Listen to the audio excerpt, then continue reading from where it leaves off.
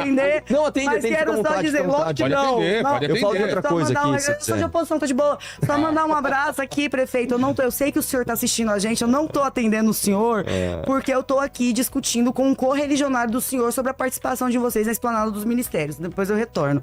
Sim. Mas se quiser atender, não, tô de boa, tô de boa. O Renato Batista, ele tá me corrigindo pra o caramba. Nando Moura também tá ligando. Ele falou o seguinte, ó. Sim. Ele tá falando um monte de coisa. Que eu falei que Tá vindo pra cá? o ministro Tá bom. era petista, era bolsonarista. Quem rifou, quem foi esse? Não importa, Renato, quem rifou. Quem Não é importa o Renato? nome. O Renato é o meu Renato Batista, meu parceiro. Ah, tá. O lance é o seguinte. O partido rifou o Kim. Então, o que eu tô dizendo é o seguinte, Ava. A gente acredita tanto que isso é uma questão que a gente não só pôs o nosso dinheiro pessoal, como a gente pediu dinheiro pras pessoas, a gente deu um jeito de gastar dinheiro para ter fichas para fundar um partido, porque isso talvez seja o passo mais importante que o MBL tem que dar. A gente não vai conseguir mais crescer na política do jeito que a gente quer se a gente não tiver a nossa casa. Eu falei isso sério, eu falei, olha, se a gente não tiver nosso próprio partido, eu não vejo mais razão de eu ficar vindo aqui em debate, de eu ficar... Porque a gente vai ficar sendo sempre uma força minoritária na casa dos outros, ajudando os outros. E aí, se o outro que eu tô na casa fecha um acordo com forças do mal, vamos chamar assim, eu fico à mercê disso. Eu digo pra você, a União Brasil também é uma força do mal. Eu acho que o PP também é uma força do mal. Eu acho que o PSDB também é uma força do mal. Eu não estou fazendo essa coisa rasa, né, que muito bolsonarista faz, que é o seguinte: existe o império da virtude e existe todo o mal. E o mal está personificado na figura do Lula e seus clones. Não é isso. Eu acho que nós temos uma configuração política, né, que a Carta de 88 nos propiciou, que faz com que forças do mal prevaleçam, né, e a gente tem que quebrar essa estrutura, né? Então, é isso. Eu concordo com você, porque eu não, pra minha conta não fecha eu tenho certeza absoluta que essa reflexão sobre o Kim ser do União Brasil, vocês fizeram a partir do momento em que ele foi eleito e vocês continuaram lançando candidaturas por esse partido 2 anos depois. E essas candidaturas fazem com que esse partido, que compõe de maneira muito expressiva esse governo que vocês enfrentam, tenha essa força. Então, como é que a União Brasil chega na esplanada dos ministérios e tem força não só para indicar ministérios, como também para indicar emendas parlamentares, cargo estatal, pelo tamanho do partido que tem. Isso foi depois da eleição, porque assim, se não me engano foi qual é o nome dela mesmo? Soraya, ela foi candidata pelo União, foi, né? A Soraya foi. Então, não é que não é que assim, o Kim ajudou indiretamente a fortalecer a eleição do Lula. Isso não aconteceu. Não, eu não disse isso. O Lula estava... Seria desonesto da minha parte. Não, isso. o Lula está num partido... O Kim está num partido que depois da eleição se aliou e colocou 3 ministros no Lula, que o Kim não fez parte de nada. O Kim não tem um cargo, o Kim não tem emenda, o Kim não tem nada. O Kim é oposição dentro de um partido que faz parte da base. Inclusive... eu não vou falar que é conversa interna dos caras, mas assim, existe até uma questão, né, de como que eles vão resolver isso, porque, e aí, 26 tá aí, vocês vão continuar no ministério pra depois apoiar outro, pra depois ter candidato próprio, aí vão pegar o Caiado pra ser candidato, como é que vai ser? Essa é uma questão que nem é problema de vocês, é do governo, né? É o governo que tem que... esses caras aqui tem um Kim me fudendo lá embaixo e vão ter 3 ministérios. Então o que a gente quer? É uma questão do governo. Quer sair. Mas vocês lançaram um monte de vereadores por esse partido, são 2 anos de reflexão. Aí é onde eu discordo, tinha como. Só que o pragmatismo imperou. Não, claro que impera. Porque eu não posso diante do purismo político. Por quê? Senão, mas não tem purismo político aqui.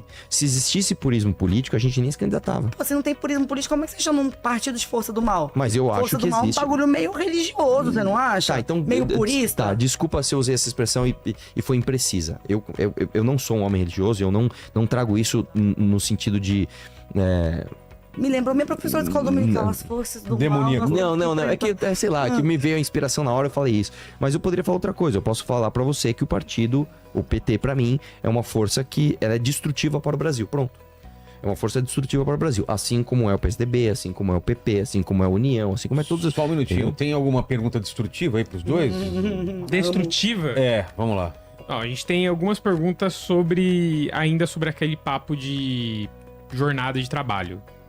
Isso, porque eu pedi pra você mudar de assunto. Aí você vai trazer um assunto que já passou. Não, ele diagnosticou antes, vê lá. Não, eu mandei aqui pra ele, muda de assunto. Mano, processo é um assunto novo. Isso aqui é assédio moral, claro. Assunto novo. Põe no pau. Não vou voltar pro... Ficamos 40 minutos falando de 6x1. Vamos pra outro assunto. Vamos lá. Aqui não tem perguntas de assunto novo. Só não mandaram, tem? só mandaram beleza. sobre isso. Outro assunto. Vamos falar sobre família, então, que você tava querendo tanto falar. Cara, Qual que é a questão? Na verdade, não é nem que eu tava querendo tanto falar, é que esse é um tema que eu gosto de falar. Porque eu avalio que a gente tem uma extrema-direita cínica, uma extrema-direita hipócrita, que trava os debates importantes para o Brasil, falando que faz que eles detêm a defesa da família. E esses caras não defendem a família. A discussão que a galera levou pra tribuna do Congresso Nacional de defesa contra o banheiro unissex. Bicho, você tem 20 milhões de crianças sem banheiro em casa. Banheiro unissex não é um problema. Eles defendem o problema a família, é não ter banheiro em casa. Defende a família Bolsonaro. Entendeu? Então, assim, exatamente. Então, quando eu falo, e talvez tenha sido por isso que a galera falou, a verdadeira defesa da família, que essa é uma coisa que me perguntam muito. Você é evangélica? Sou evangélica, nascida e criada na Assembleia de Deus, do Reteté, Canarinha de Fogo, mesmo, Escola Bíblica Dominical. Como é que você pode ter apoiado o Lula? Eu apoiei o Lula nos 2 turnos. Eu apoiei o Lula nos 2 turnos porque o que eu achei, o que o bolsonarismo fez, e eu nunca tinha, eu sou do PSDB, né? Sempre fui do PSDB, votei no Serra, votei no Alckmin, votei no Aécio. Votei no Alckmin 2 vezes, né? Primeiro lá atrás e agora como vice do Lula. Mas assim, eu acredito muito que o que o bolsonarismo fez com a fé evangélica foi muito mais destrutivo do que qualquer ideologia de esquerda, do que qualquer partido de esquerda. Né? Levar pro púlpito. Eu lancei, exatamente, eu lancei um movimento que era bolsolatria é pecado. Porque a gente cresceu, principalmente a gente que é crente pentecostal, falando de idolatria, a gente quer falar de idolatria da igreja dos outros, sabe? Porque você adora imagem, porque adora Virgem Maria, porque adora santo, porque adora demônio, porque adora orixá. Tudo isso é um problema. Agora, os caras trazerem o Bolsonaro pra dentro dos púlpitos e dizerem que você não é crente se você não votar no Bolsonaro, isso é muito pior do que qualquer crença, até porque as outras crenças não me dizem respeito, não são nem boas nem ruins, não são minhas. Agora, o Bolsonaro dentro das nossas igrejas foi um problemão. E esse bolsonarismo religioso, que pra mim é uma outra fé, é o bolsonarismo evangélico, não é a fé evangélica pra mim. Ele começou a dizer que a defesa da família é defender o Bolsonaro. E não é. E não é. Então, quando a gente vem falando de verdadeira defesa da família, é para escancarar que boa parte, inclusive nessa discussão, para quem tá nos assistindo, flagrado o que eu tô dizendo, essa discussão que teve da urgência na PL do estupro. Bicho, se você der 32 segundos, aliás, 23 segundos, né? Que foi o regime de urgência em que aquela PL foi aprovada. Que era pra prender adolescentes grávidas que quisessem estuprar. Abortar. Perdão, gente, que quisessem... Tô falando, Venvans já foi, tá? 9 horas da noite. Semanas, né? Exatamente. O que isso impacta diretamente na vida das mulheres evangélicas? Eu falei isso pro presidente Lula. Tem essa coisa, alguém comentou, ela é conselheira do Lula. O Lula gente, eu sou uma vereadora de Goiânia, o Lula me descobriu lá em Goiânia, eu nunca fui filiada ao PT. Me chamou porque ele viu a minha produção de conteúdo sobre isso, pra entender. Eu falei, presidente, sinceramente, se o senhor der 23 segundos pra uma mulher evangélica falar o que é prioridade pra você, ela não vai falar prender adolescente grávida e estuprada. Se o senhor der 46 segundos, ela não vai falar isso. Se o senhor der 10 minutos, ela não vai falar isso. Porque ela vai dizer que a prioridade dela é ser MEI, ela vai dizer que a prioridade dela é saneamento básico. Então a gente pode discutir segurança e assim por diante. A gente pode discutir pela perspectiva de direita, de esquerda, e aí direita e esquerda também são várias coisas, né? Ele tem liberalismo econômico, tem conservadorismo moral, etc. Vocês sabem disso, beabá da política. A gente pode discutir tudo isso. Agora, a gente não pode permitir que o terrorismo moral se torne a consolidação daquilo que dizem que é a defesa da família, porque as famílias brasileiras querem outras coisas. É isso, né, que eu tinha pra dizer sobre esse assunto. E você, Arthur? Não, porque, assim, nesse papo, eu acho que esse papo é até meio chato, porque a gente vai ficar concordando. Você concorda em tudo? Eu acho que assim, Mas por que a direita vira essas pautas de aborto, aí fica legal. kit gay, essa parte? Você pode falar mais da direita, né? Existe um negócio que é o seguinte, eu não quero ficar vindo aqui apontar dedo pra um ou pra outro, porque eu acho que os dois, eu não vou nem chamar extremos do debate, mas os dois espectros políticos que tentam deixar o debate raso, isso é como se fosse um corta-caminho pra você falar pra pessoa, você gosta de mim e não dele, tá? Então, por exemplo, se eu sou de direita e ela é de esquerda, um corta-caminho pra eu não ter que ficar trazendo dado, debatendo, me colocando em risco pra falar de vida partidária, é muito simples. Eu pego e falo assim, essa aqui é uma abortista, viu? Ela é uma eu nem sei se é a favor do aborto, eu só tô dizendo o seguinte, seguinte: essa aqui é uma abortista, viu? Essa aqui quer kit gay nas escolas. Esse é um discurso Você é que contra a pega. vida humana, né? Exatamente. E do outro lado também. Você é fascista. Do outro lado também. Do outro lado tem tudo isso, né? Você é nazista, você é um fascista, você é isso, contra você o é aquilo. pobre. Então, eu acho que o porquê que isso acontece está muito simples.